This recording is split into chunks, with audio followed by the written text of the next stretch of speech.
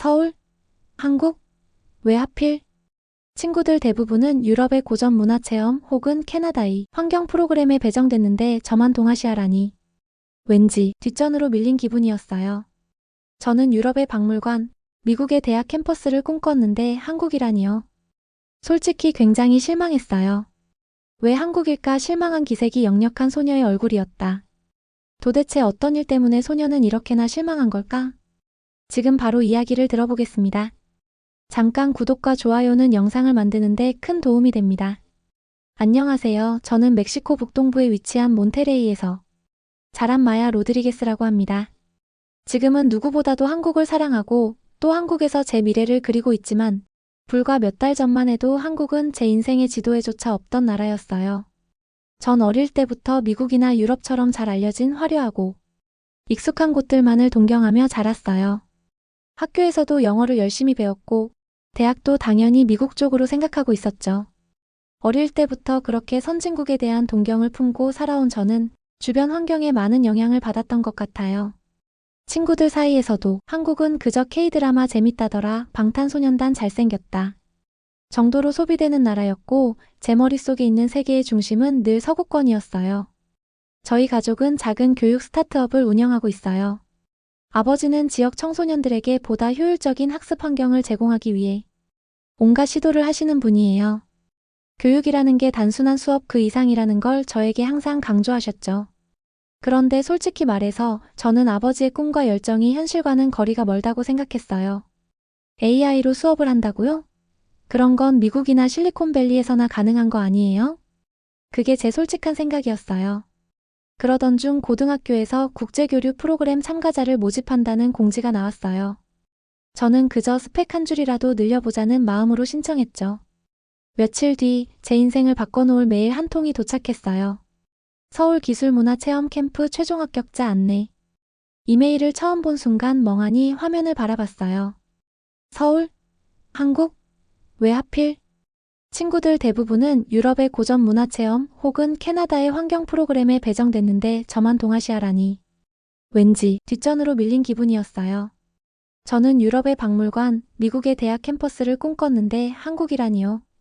솔직히 굉장히 실망했어요. 아버지는 굉장히 기뻐하셨어요. 기술문화 캠프라니. 너한텐 최고의 기회야. 하지만 저는 대꾸조차 하기 싫었어요. 그게 왜 기회예요? 난 여길 가고 싶지 않았어요. 가정에서도 약간의 갈등이 생겼어요. 아버지는 세상이 넓다는 걸 내가 좀 알았으면 좋겠다고 하셨지만 저는 내가 뭘 몰라서 이러는 게 아니야 라고 생각했어요.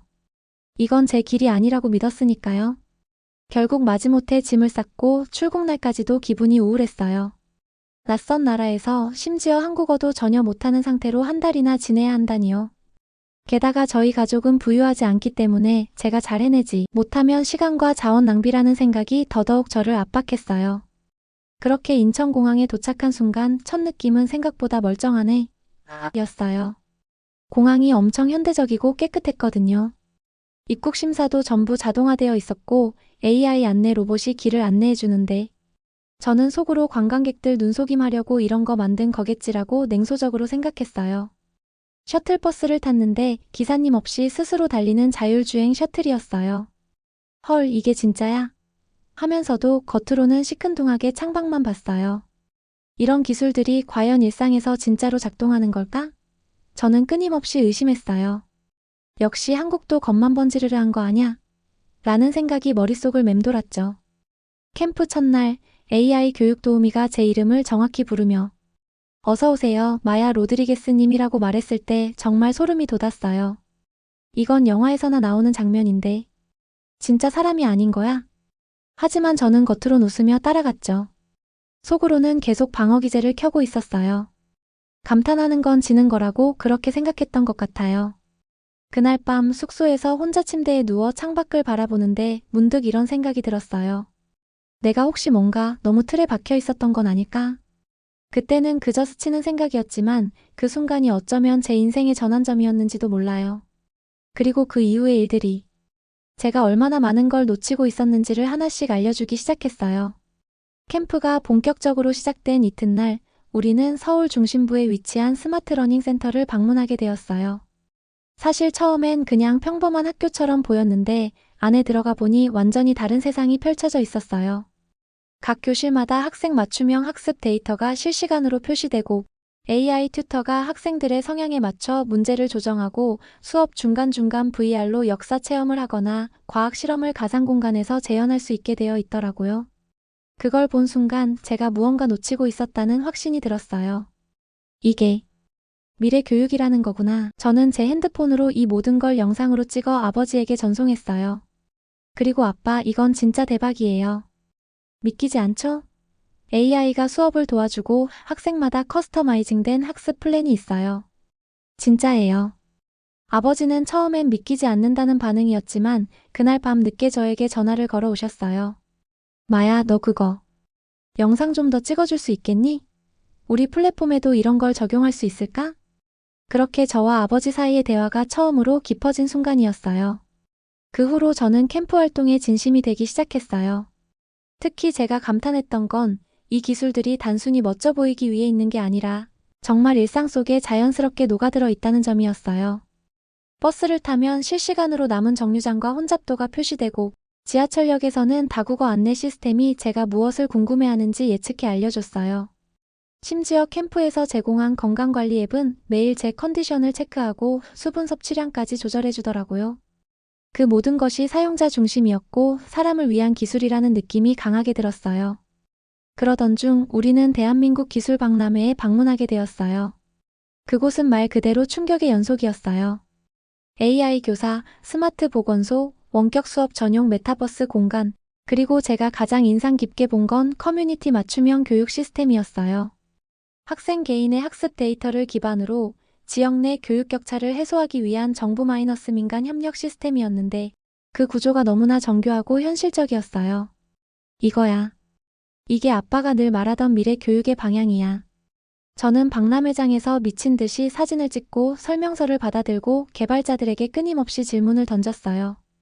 그들은 외국인인 저에게도 매우 친절했고 통역이 필요할까봐 AI 기반 번역기를 직접 써보라고도 했죠.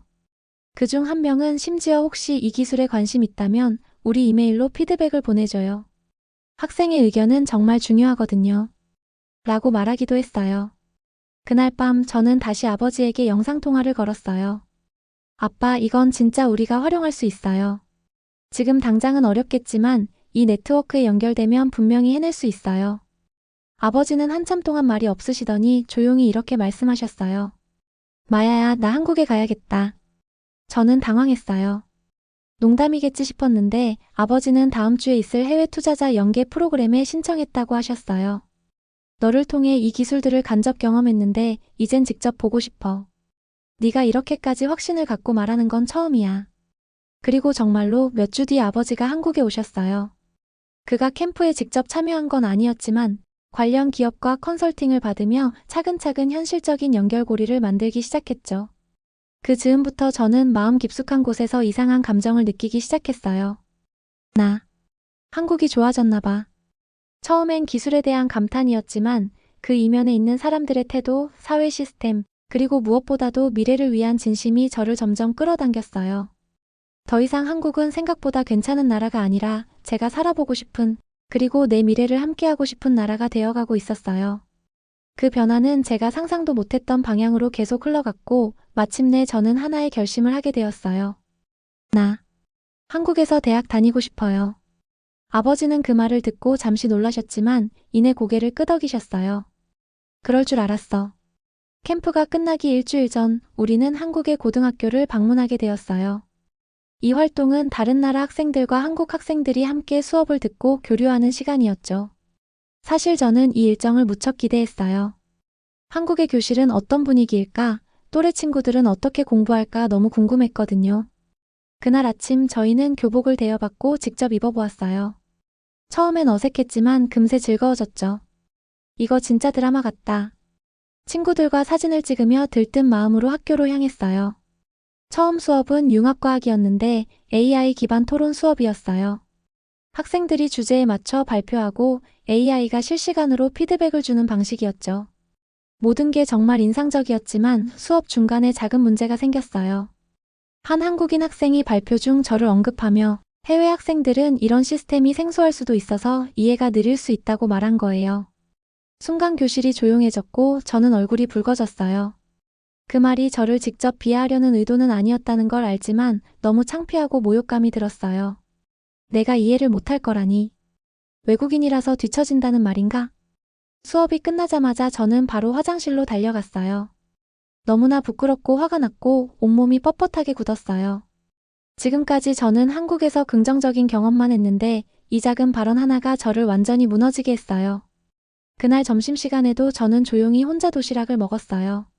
친구들이 아무렇지 않게 얘기 나누는 모습을 보며 나는 이들과 다르구나라는 생각만 커졌어요. 그때 그 발표를 했던 한국인 학생이 제게 다가왔어요. 마야, 아까 말한 거 혹시 기분 나빴다면 정말 미안해. 그런 의도가 아니었어. 저는 대답을 하지 못했어요. 그러자 그 학생은 가방에서 뭔가를 꺼냈어요. 이건 내가 직접 만든 미니 설명서야. AI 수업 이해하기 어려울 수도 있을 것 같아서 외국어로도 자료 준비했는데 너한테 도움이 될지 모르겠네. 정말 내가 무례하게 들렸다면 미안해. 나는 너를 존중해. 그 순간 저는 눈물이 났어요. 그 학생은 단지 친절함으로 설명을 해주고자 했던 것뿐이었는데 제가 그 말을 오해하고 벽을 세웠던 거였어요. 한국이라는 나라가 저에게 항상 다정하게 다가왔는데 제 선입견이 저 자신을 가두고 있었던 거죠. 그날 오후 우리는 조별 활동으로 학교 동아리를 체험하게 되었어요. 저는 전통차 동아리에 참여하게 되었는데 그곳에서 만난 학생들이 제게 따뜻한 유자차를 내어주며 말했어요. 우리 학교에 와줘서 고마워요. 낯설지 않게 하고 싶었는데 부족했다면 미안해요. 그 말 한마디에 저는 무너졌던 마음을 조금씩 다시 세울 수 있었어요. 이곳의 사람들은 항상 진심을 담아 다가오고 있었는데 그걸 제대로 받아들이지 못한 건 오히려 저였어요. 한국에서의 경험은 단지 기술을 배우는 것 이상이었어요. 사람 사이의 예의, 오해를 푸는 용기, 그리고 진심으로 사과하고 이해하는 문화를 저는 이곳에서 배웠어요. 그날 밤 숙소로 돌아와서 저는 아버지에게 긴 메시지를 보냈어요. 아빠, 오늘 조금 힘들었지만 덕분에 정말 중요한 걸 배웠어요. 기술이 아무리 좋아도 결국 세상을 바꾸는 건 사람이에요. 그리고 저는 이 나라에서 그런 사람의 힘을 봤어요. 우리 한국에서 진짜 뭔가 해볼 수 있을 것 같아요. 그 메시지를 보내고 창밖을 보는데 서울의 야경이 마치 제 앞날을 비춰주는 것처럼 느껴졌어요. 이제는 더 이상 두렵지 않았어요. 저는 이 나라에서 다시 시작하고 싶었어요. 그리고 그 시작은 사람을 이해하는 것부터였어요. 학교에서의 작은 오해와 그걸 극복했던 그날 이후 저는 완전히 달라졌어요. 이제는 한국이 낯설지 않았고 오히려 이곳의 공기, 거리의 풍경, 사람들의 말투 하나하나가 편안하게 느껴졌어요. 무엇보다도 저는 이제 더 이상 외국인으로서 이곳을 바라보지 않았어요. 저는 한국 안에 속해 있다는 감정을 처음으로 경험했어요. 캠프 마지막 주에는 각자가 직접 주제를 정해 조사하고 발표하는 자기주도 프로젝트 일정이 있었어요. 저는 당연히 AI 기반 맞춤형 교육 시스템의 현황과 글로벌 확장 가능성이라는 주제를 선택했죠.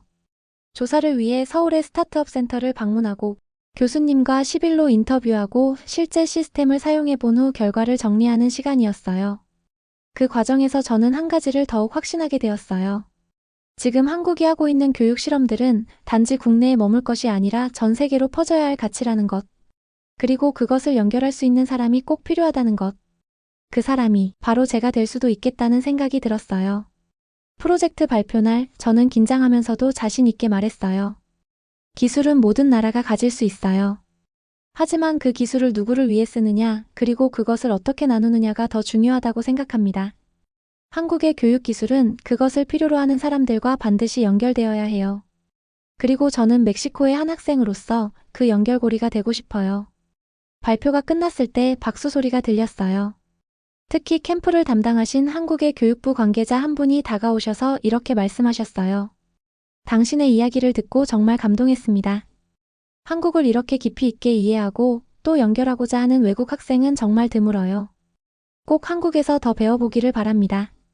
그리고 우리도 많이 배우겠습니다. 그 말을 듣는 순간 저는 정말 가슴이 벅차올랐어요. 이건 단순한 칭찬이 아니었어요. 제가 한국이라는 나라에서 필요한 사람이 될 수도 있다는 확신이 들었어요. 그날 밤 저는 아버지와 긴 통화를 했어요. 아빠, 저 진짜 한국에서 대학 가고 싶어요. 아버지는 조금 놀라셨지만 곧 차분하게 물으셨어요. 정말이니? 감정이 아니라 진심으로? 저는 단호하게 말했어요. 진심이에요. 여기서 더 배우고 더 성장하고 싶어요.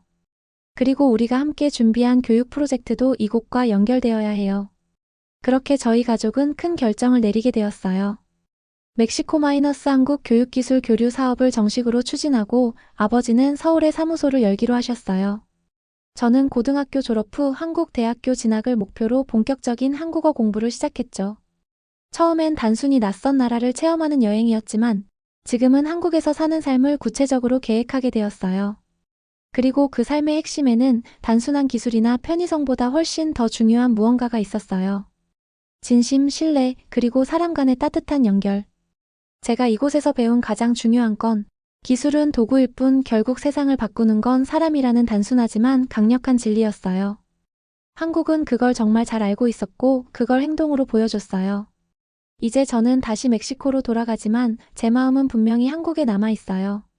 그리고 언젠가 다시 이곳으로 돌아와 한국에서 배운 것을 세상과 나누는 사람이 되고 싶어요.